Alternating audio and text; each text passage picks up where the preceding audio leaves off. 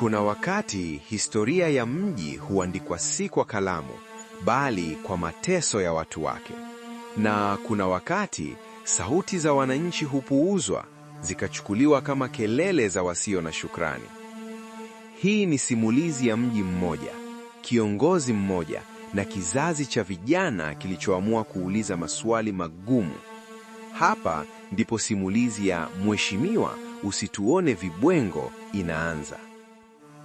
Miaka 5 iliyopita, mji wa Luhanga ulikuwa umejaa matumaini. Bendera zilipandishwa, ngoma zilipigwa na barabara zilifungwa kwa ajili ya msafara wa kampeni. Mheshimiwa Juma Mboji, kijana mwenye maneno mazito na sauti ya kujiamini, alisimama juu ya gari, akitabasamu, akiwatazama watu wake kwa macho yaliyojaa ahadi. "Sitawaangusha," alisema kwa sauti ya nguvu.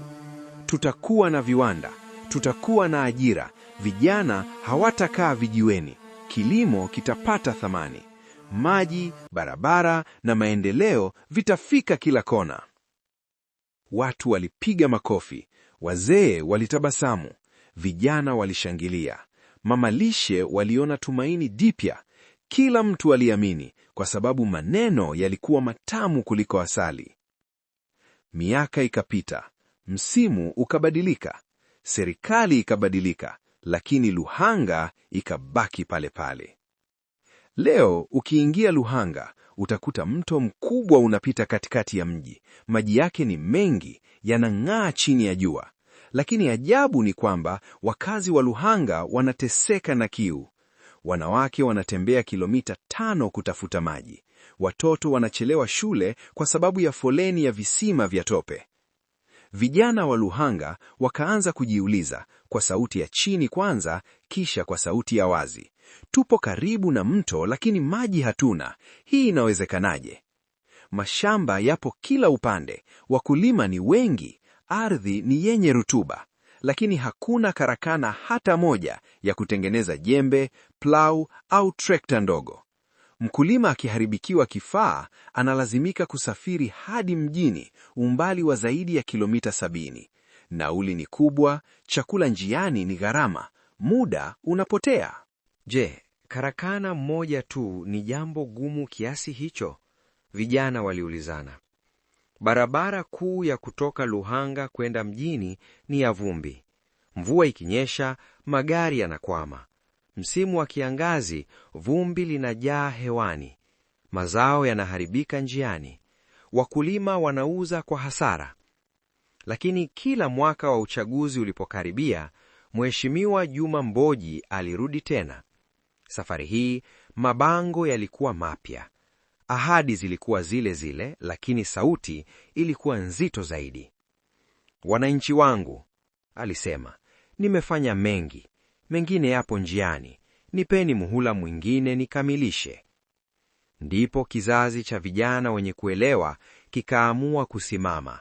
Sio kwa matusi, sio kwa fujo, bali kwa maswali. Katika mkutano mmoja wa hadhara, kijana mmoja aitwaye Kelvini alinyanyuka. Sauti yake ilikuwa tulivu, lakini maneno yalikuwa mazito. "Mheshimiwa," alisema, "tunaomba usituone vibwengo. Tunauliza kwa sababu tunaumia. Tupo karibu na mto, lakini maji hatuna. Hilo ni jambo dogo. Kama hilo limeshindikana kwa miaka 5, je, viwanda ulivyoahidi vitawezekana kweli?" Ukumbi ukanyamaza. Msichana mmoja aitwaye Rehema akasimama. "Mheshimiwa, wakulima ni wengi, lakini hakuna hata karakana ya vifaa vya kulimia. Tunakwenda mjini kwa gharama kubwa. Kama hujaweza kutengeneza karakana moja hapa, jambo dogo kabisa, mambo makubwa utawezaje?"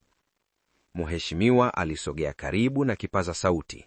Alikohoa kidogo, akatabasamu kwa shida. "Maswali yenu ni ya msingi," alisema, "lakini maendeleo hayaji kwa siku moja." Ndipo mzee mmoja kutoka nyuma ya mkutano akapaza sauti, "Miaka 5 si siku moja, mheshimiwa." Vijana wakapiga makofi, sio kwa dharau, bali kwa maumivu. Usiku huo Luhanga haikulala. Vikundi vya vijana vilikaa chini ya miti wakijadili. Hawakutukana, hawakuchoma matairi, walichambua. Tuache kuangalia maneno, tuanze kuangalia matendo, mmoja alisema. Maji ni haki, si ahadi, mwingine akaongeza. Ukishindwa jambo dogo, kubwa linakuwa hadithi, wakakubaliana. Siku chache baadaye, vijana waliandika barua wazi. Kichwa cha habari kilisomeka, Mheshimiwa, usituone vibwengo. Barua hiyo ilisambaa mitandaoni. Haikuwa na matusi, haikuwa na lugha kali. Ilikuwa na hoja, takwimu na maswali. Walieleza jinsi mto upo karibu, lakini maji hayajafikishwa. Walieleza gharama za kusafirisha zana za kilimo. Walieleza jinsi vijana walivyokata tamaa. Watu wa miji mingine walianza kujifunza. Waandishi wa habari walifika, kamera zikawashwa, ukweli ukaanza kuonekana. Mheshimiwa Juma Mboji alianza kuhisi uzito wa maneno aliyoyasema zamani, sio kwa sababu alichukiwa, bali kwa sababu alikumbushwa. Siku moja alitembea mwenyewe hadi mtoni, akaona maji yakipita, akaona wanawake wakibeba ndoo, akaona vijana wakikaa vijiweni mchana. Kwa mara ya kwanza alinyamaza kwa muda mrefu. Je, alikuwa tayari kubadilika au alikuwa anatafuta namna mpya ya kuahidi? Hilo historia itaamua. Lakini Luhanga ilijifunza somo moja kubwa.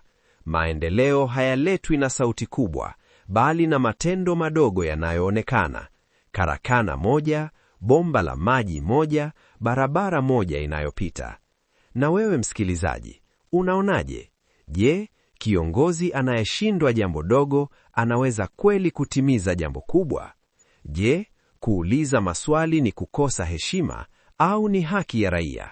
Toa maoni yako, subscribe, like na comment katika chaneli ya Simulizi Maarifa, ili tuendelee kusimulia, kufundishana na kufungua macho ya jamii yetu.